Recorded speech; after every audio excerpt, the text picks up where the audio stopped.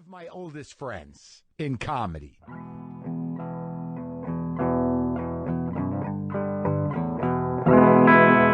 Sit down, Andy. Hi, Mark.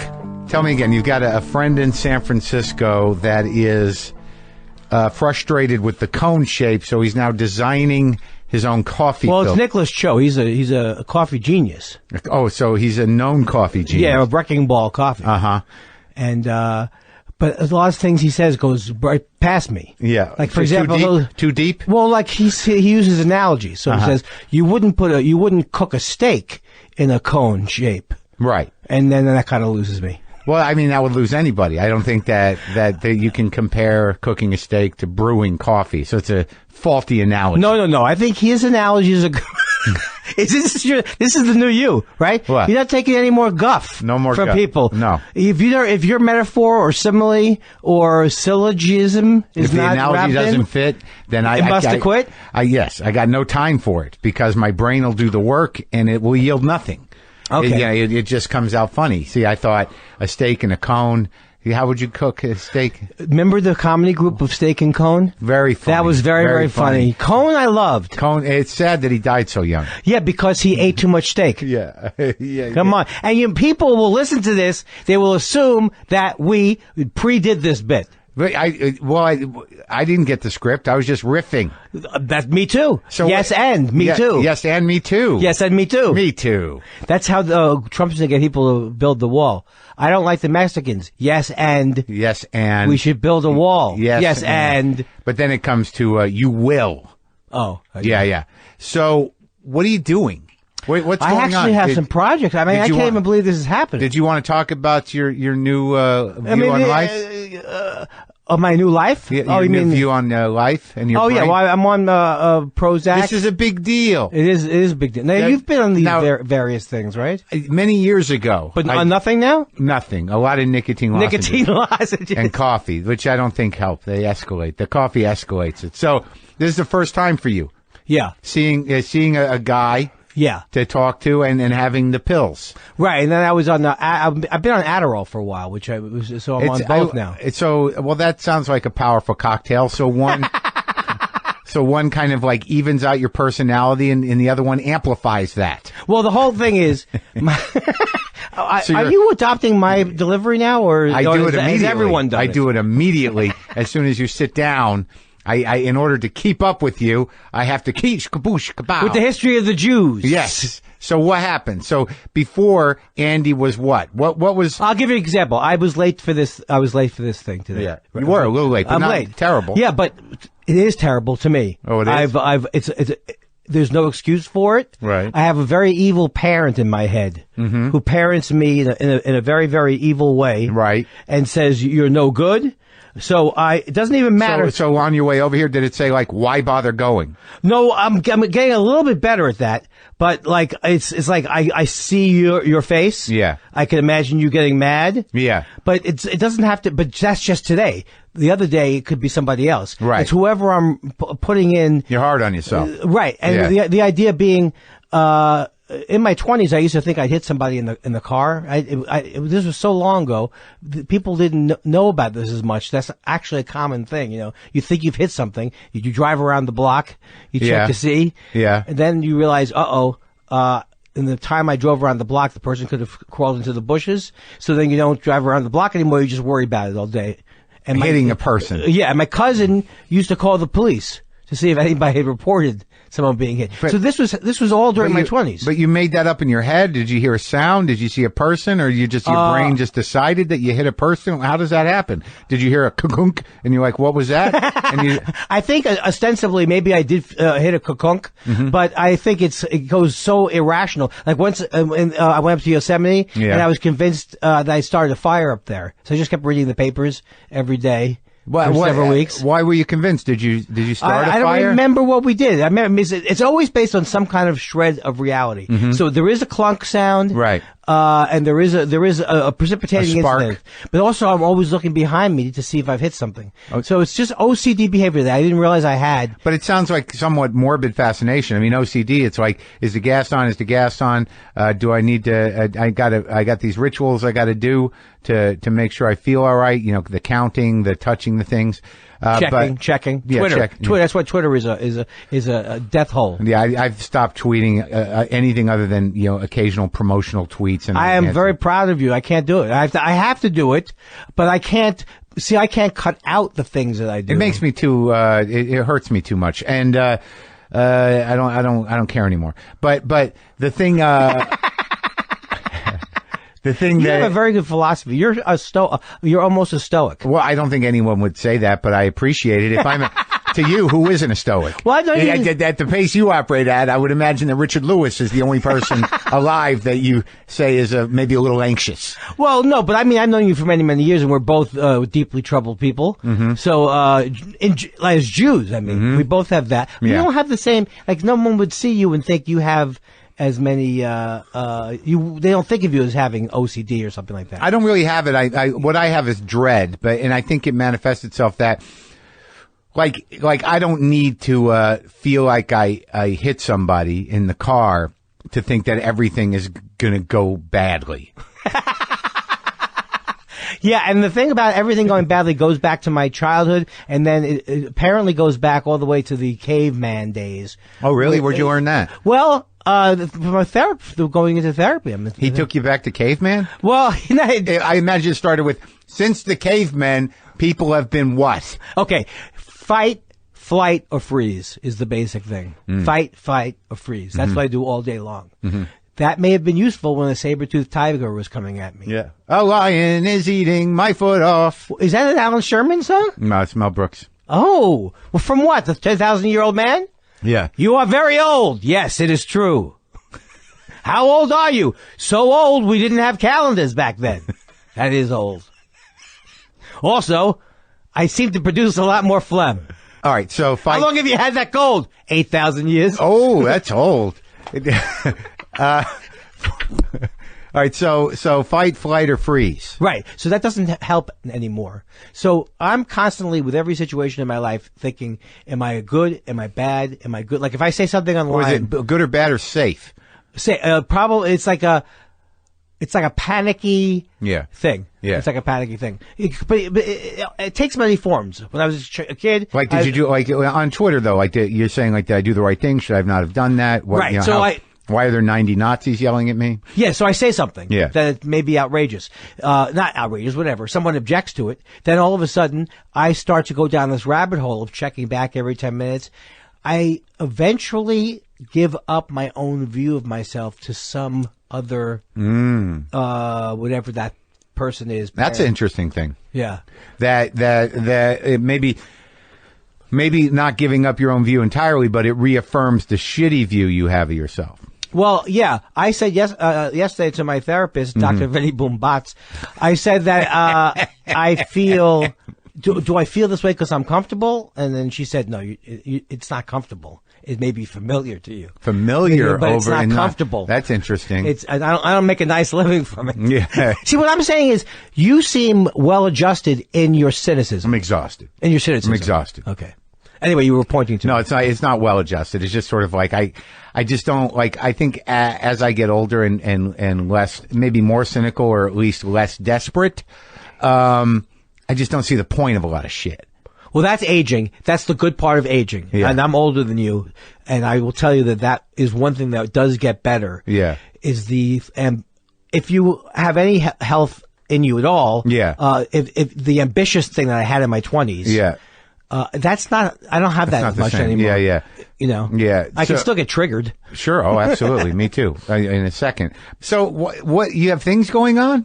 Yeah, but let's not get excited about them because no. Let's try and get excited about them. Okay. I'm on Hulu. Yeah, I have a show good. called Coming to the Stage. And what's that about? It's a show where I introduce comics, young people who are just starting out like we were at one point. Yeah. When I was a young comedian, when I did the young comedian so special at age 38. Yeah, I remember. Yeah. So, and I bring them up, and I think I'm setting a bad table for them. Yeah. But nevertheless, they seem to.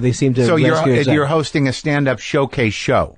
It's a stand-up showcase show. What does that mean, showcase show? Well, there's several stand-ups that do about the same amount of time. Okay, but they're not showcasing for another show. No. Like showcase format. Like yes. Like the classic sort of like Andy Kindler hosts a show where comics are on. Right. That's the way I should learn how to describe it. Here, let me help you. I host a show. I bring up comics. All right, this is very complex, but let me see if I can get your head around it. Yeah. I say the comic's name, they come up. And they do their act. Yeah, and they come to the stage. The stage, and you leave the stage. Yeah, that's another thing I should mention.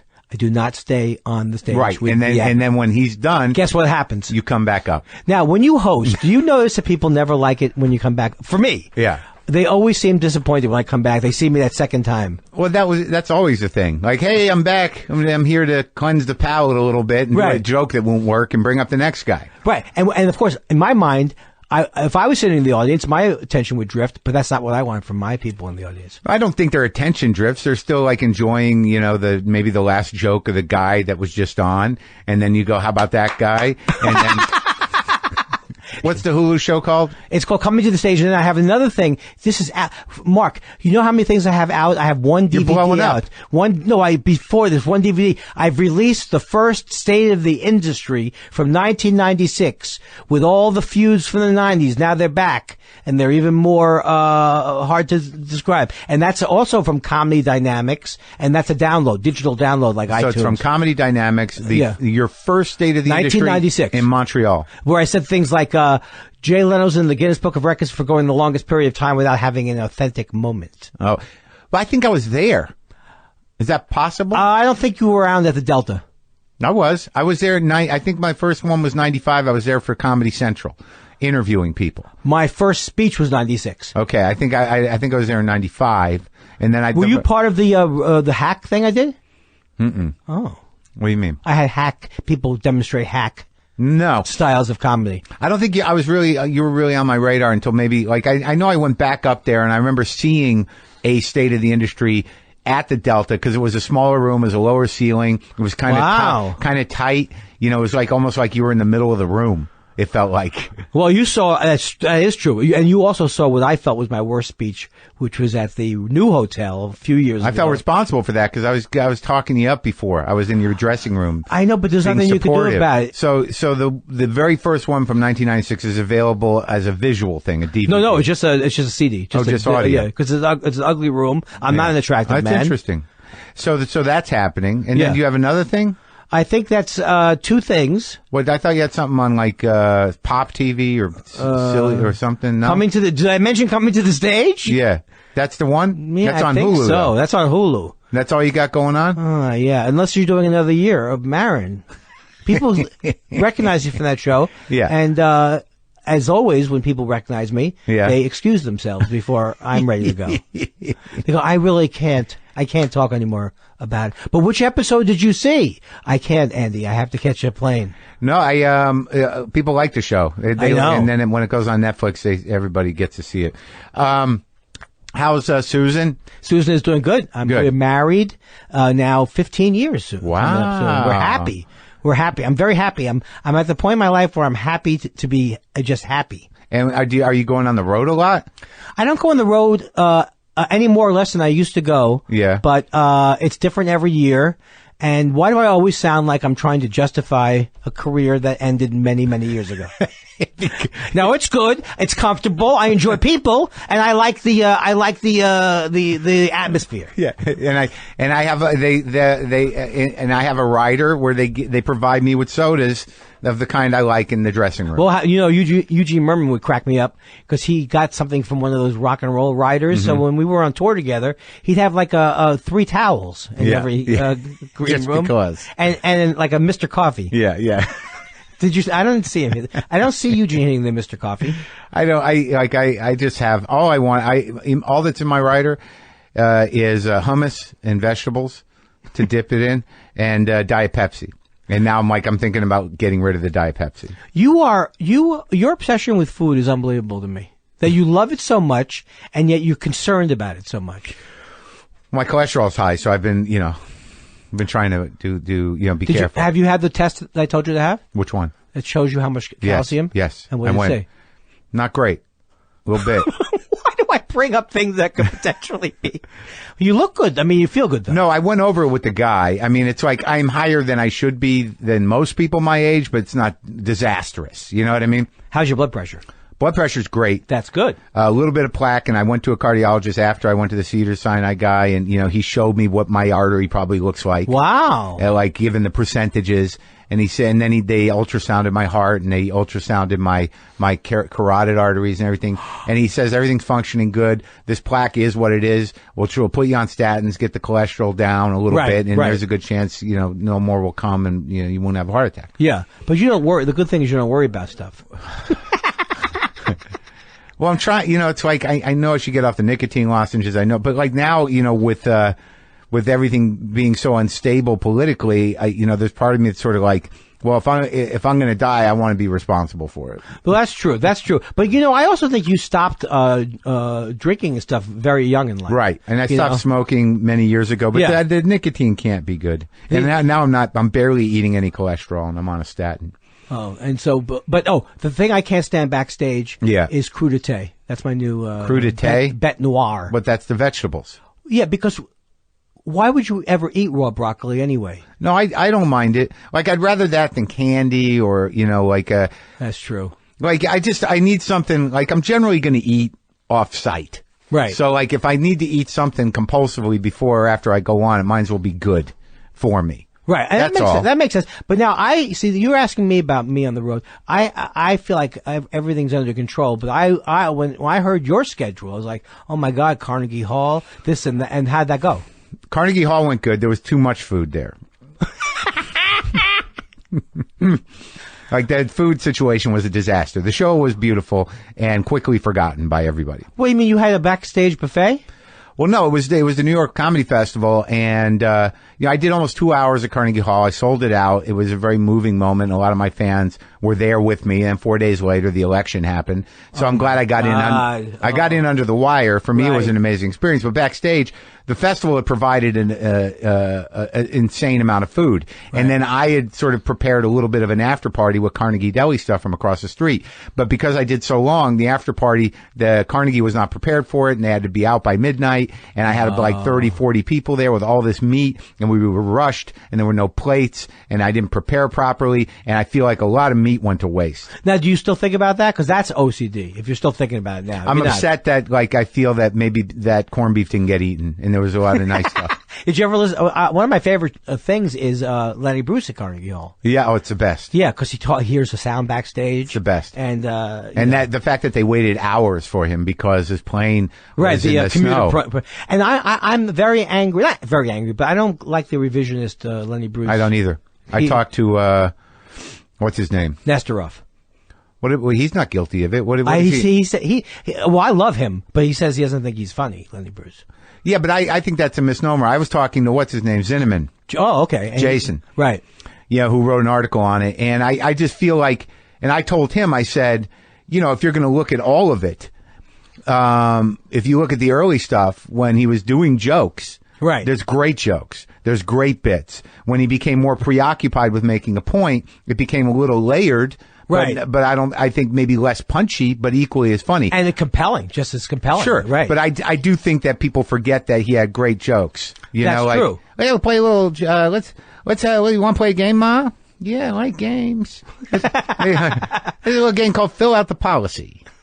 Remember the guy who puts his mother on the plane with the bomb? Oh, yeah. They play a little game called Fill Out the Policy. Well, the other thing, like, because I'm very turned off to the whole new atheist movement.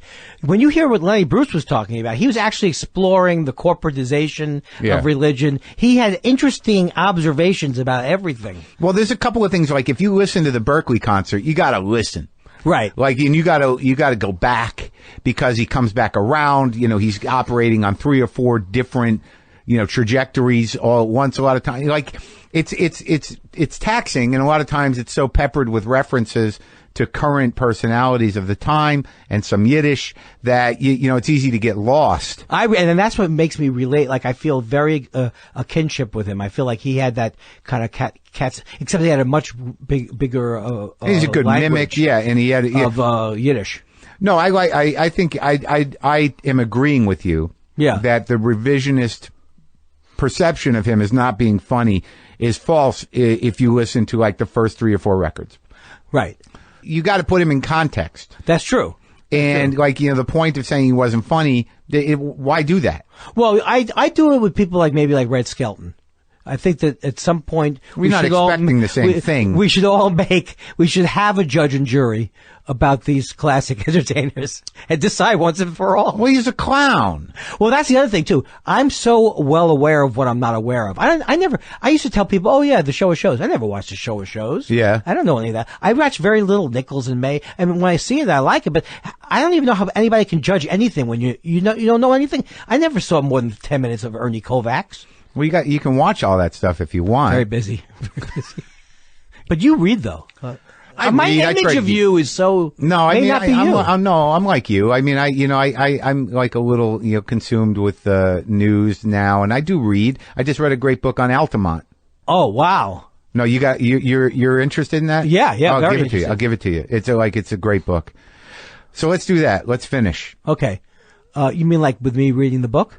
Yeah, I like it. I'm going to go get the book. Like the Eddie Kaufman bit? And you're going to start reading it. Yeah. And the bit will be, we don't end. We don't end. No, I'm very bad with this. One of the things I admire about you, besides that you're handsomer than me. No, I don't know. Which always bothers me. No, I think you look great. I think I'm good looking. Don't kid myself. I'm surprised you're 70. Why do those jokes always get me? I can't close a thing. I notice, boom. You go, well, thanks a lot, right. Pee Wee Herman. Where are you going now? I'm going to do Tom Arnold's podcast. Right now? Yeah. All right, well, say hi to him for me. Yeah, I will. Oh, is that the way you're going to close? Yeah. I love it.